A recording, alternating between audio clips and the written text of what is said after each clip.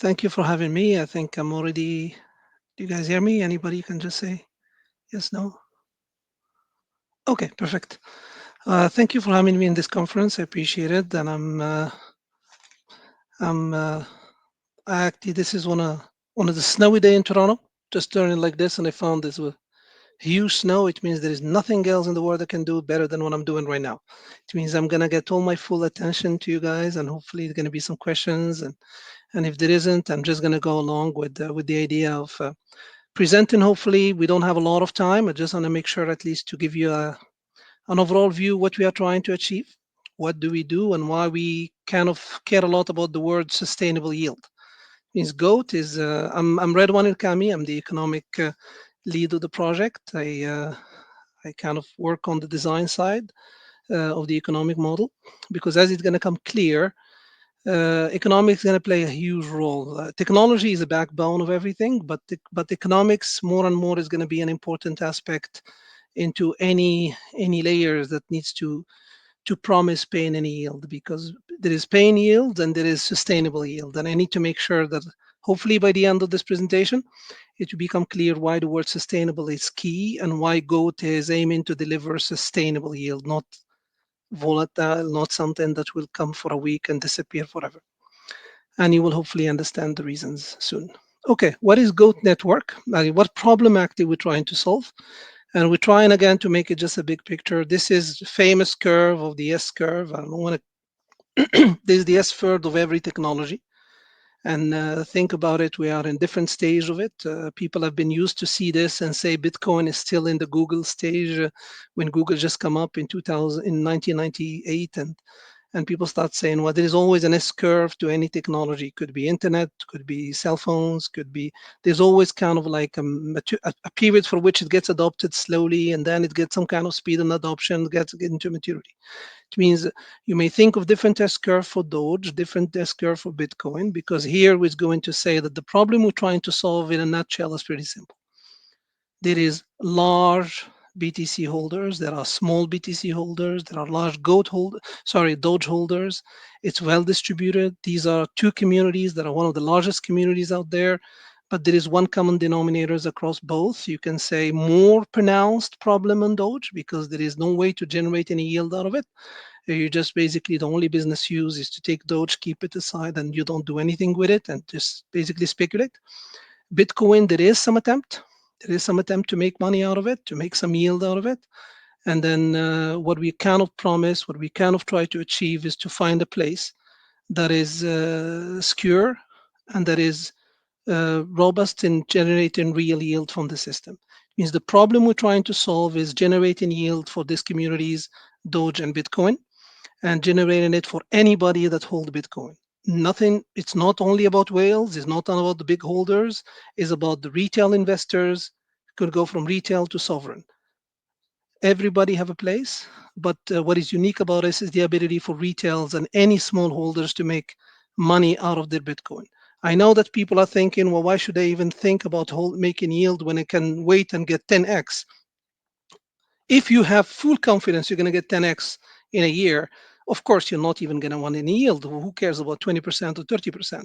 But generally in any asset, regardless of what asset it is, as the asset gets adopted, as the maturity of the asset gets high, yield generation becomes the key. That's the income, that's the dividend. And the more secure, the more sustainable your dividend is, the more your project is valuable. It means the problem we solve, and I'm sorry if I'm going to be slow in these things, because the key part for me is to deliver little but deliver it clearly, hopefully. What I'm trying to solve in this project, hopefully, is finding a way to generate sustainable yield for Bitcoin and Dodge. And how we're going to do it, and I'll move to the next one. Basically, our solution can be threefold. In fact, we don't even have to go through this slide. The idea is very simple. You want sustainable yield, you need sustainable revenue and sustainable cost. Anybody who has taken economic 101 or accounting 101 understand this. In order to have profit that is sustainable, you need sustainable revenue and you need to maintain your cost to the lowest possible without jeopardizing security. It means if I want to have the most secure system, and if it's going to cost me extra amount of money more than revenue, I cannot generate yield. I'm lying to people.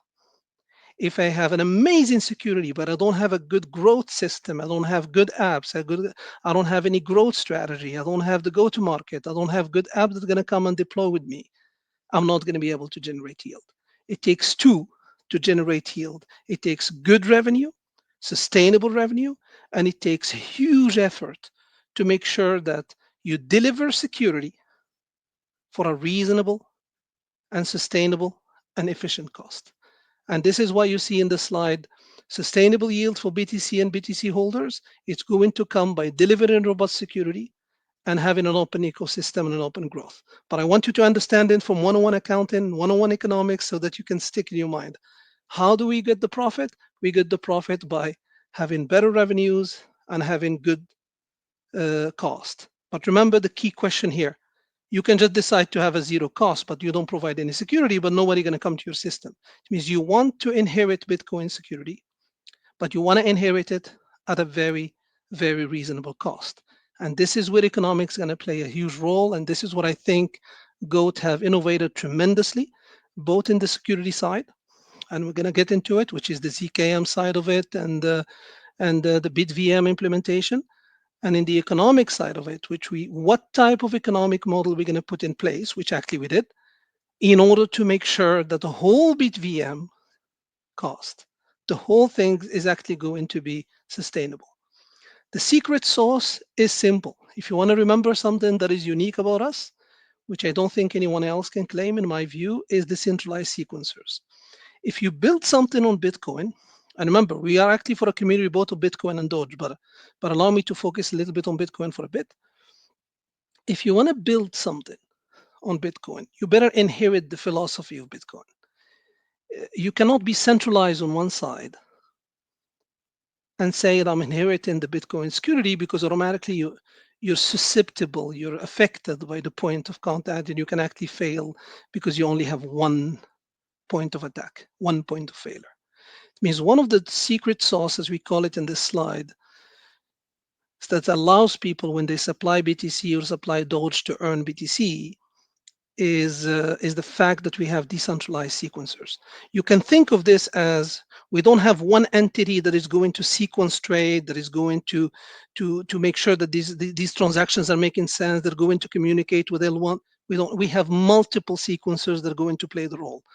That's the goal. We may start with a finite number, the listed one number, but the point is to be as decentralized as we could in order to make sure that we have inherited part of Bitcoin security, which is decentralization. It means our secret sauce on this, and it's not only going to help us in technology, but it's going to help us also in economics. And it may come clear if there are some questions.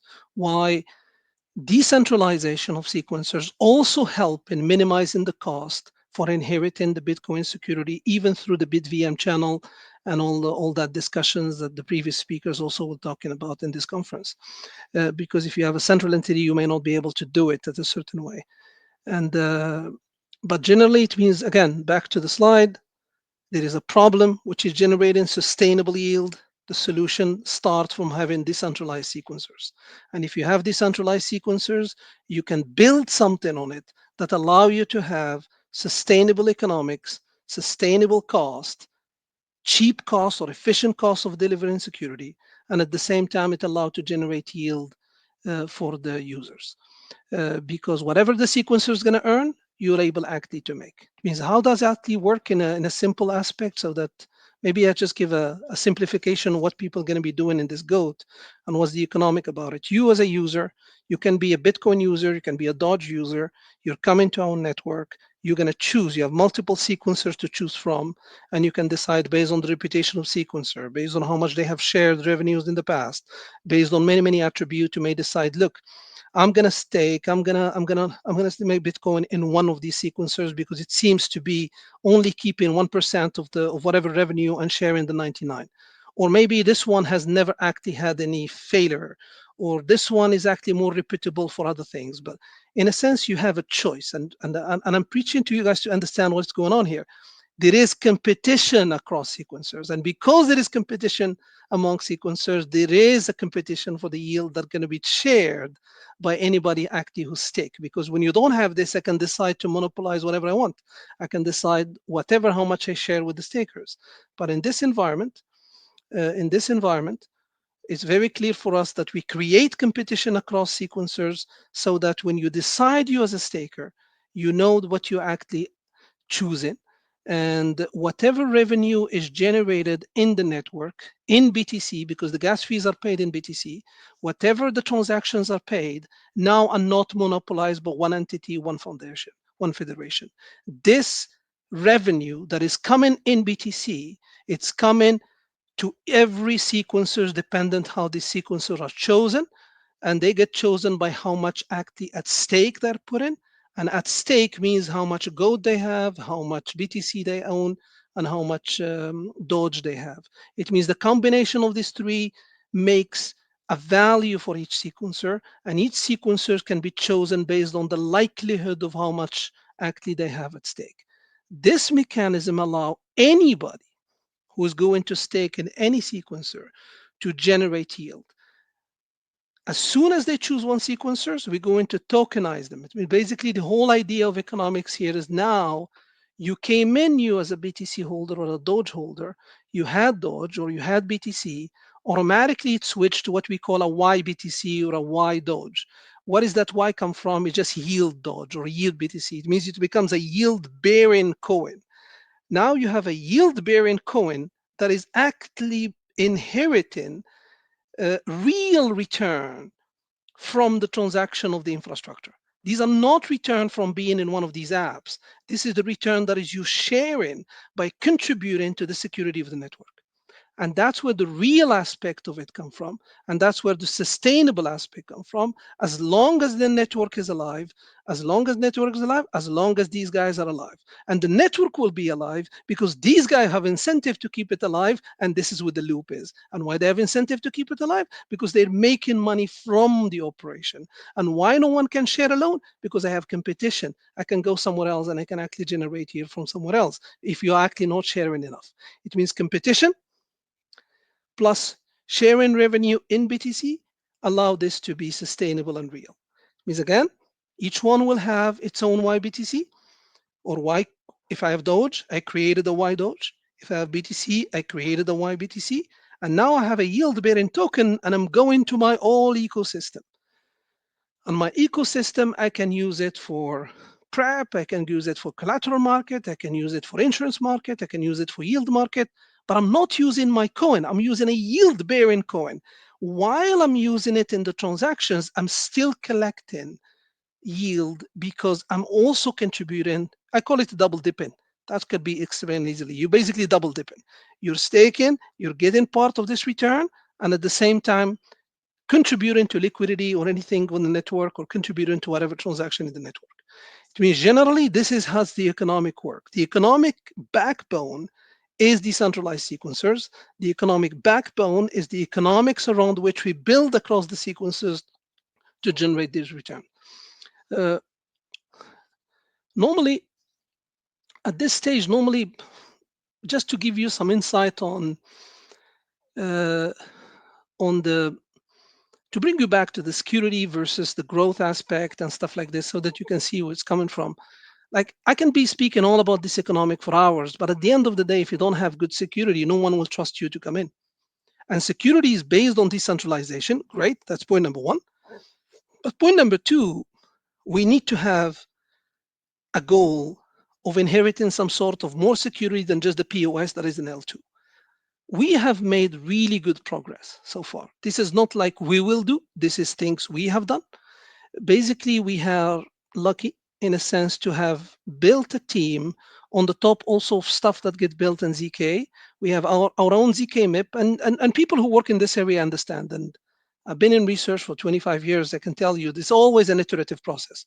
If you use a ZK that is not in-house, or you try someone else to implement your BitVM, then you're never going to have an implementation of both that makes sense because the BitVM is changing, the ZKM isn't changing, and by the time you implement it for your network, There are going to be differences and differences and differences. It means for us, the way actually we try to tackle this to make it good is in fact we implement our own ZK MIP because we actually have a ZK MIP that compare in terms of efficiency and low cost with respect to the previous to risk zero and SP. We are at par with them. And then we already have done our kind of call it a prototype of our BitVM, and there is something called the BitVM playground that anybody can log in and do your playground. And there is a lot of economic in the BitVM. I wasn't in the full session before, but I just catch it half. BitVM is expensive. Everybody knows that. But this is again when economics can help.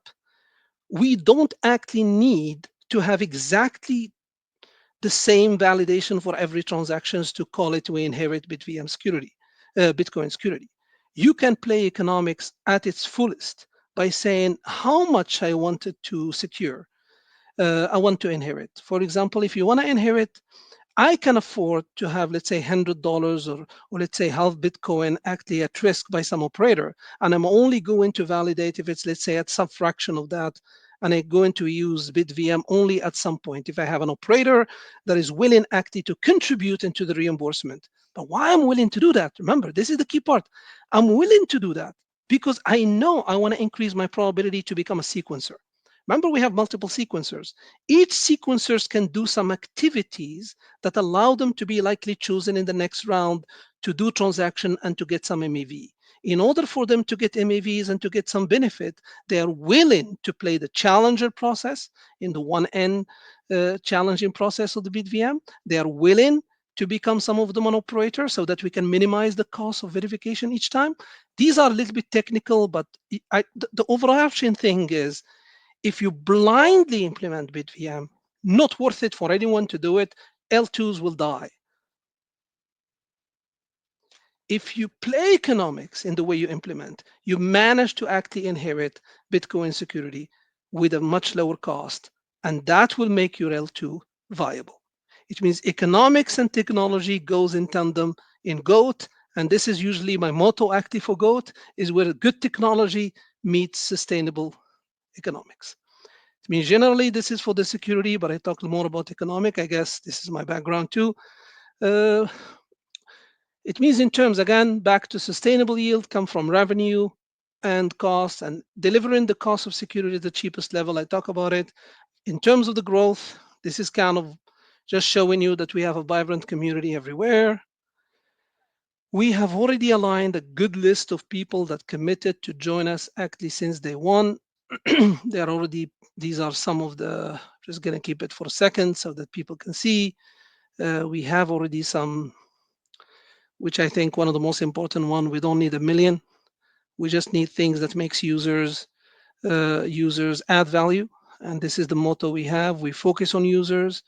We do everything we can so that we can make it the most user friendly possible because that's how you generate sustainable growth. Is not by having the most complicated security, that's can go as the backbone of the model, but actually at the end of the day, user just want things to be simple, wants to do things in house, and wants to do the majority of the things without jumping from one platform to the other. I think our team has managed to align a very impressive list, and and I think the Dodge community is going to be pretty happy because at this point there is nowhere for Dodge community to make money. They have to sell, they have to go and provide, they have to. Now we are promising the Dodge community and the Bitcoiners to make yield based on the securing the network at the same time as allowing them to create a yield bearing token in order to go to all this platform here and try to get value out of it. Okay, I don't know how much time I have. Check. Okay. Oh, this is the sentence I was talking about. This is something I already kind of mentioned when I said, look, if you really want to just leave with one slide and you want to snippet one slide of the whole presentation and say, what is unique about GOAT? Like, why this GOAT compared to all the stuff that exists out there is unique? And what is the economic about it? I said, the reason, like you go like this, you say, wait a second, this network have decentralized sequencers. Is that key? Yes, for security is key. Is that clear why it's key for economic? Is not clear, but this is what I spend the majority of the time talking in this talk. When you have decentralized sequencers, You create competition across sequencers to have share in revenue the most possible because every stakers, every retail have a chance to switch from one to the other. Is that enough? Not enough. There is even more.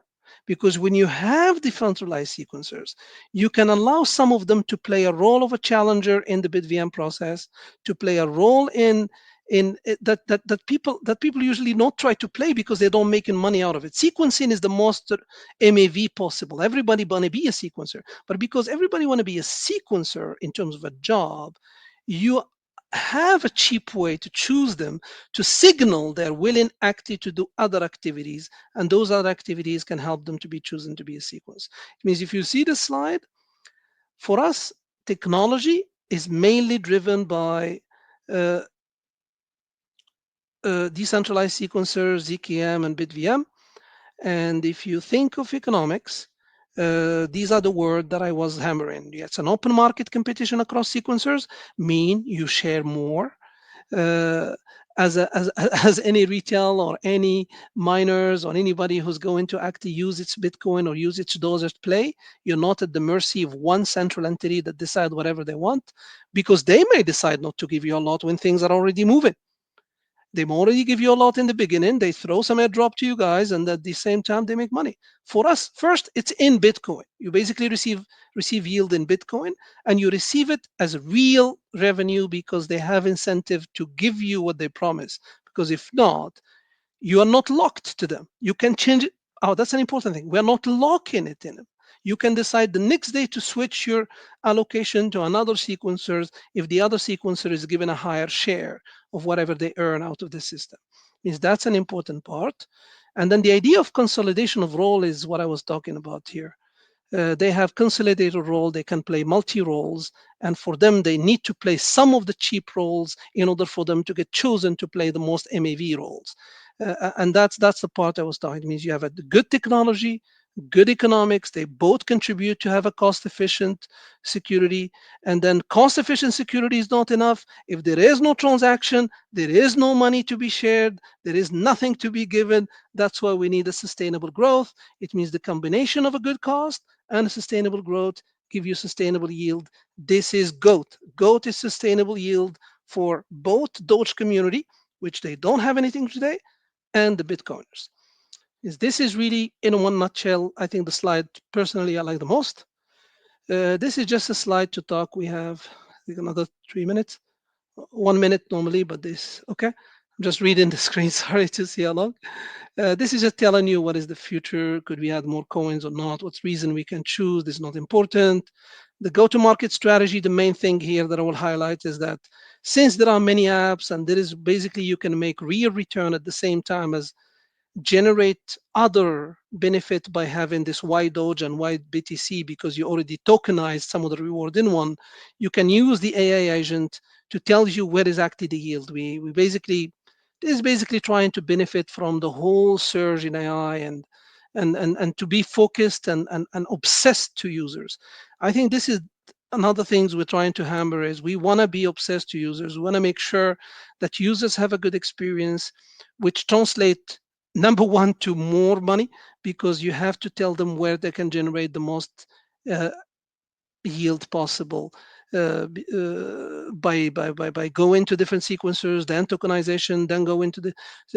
Basically, the whole idea here that I want to highlight is that we're trying to be at the forefront of what is happening.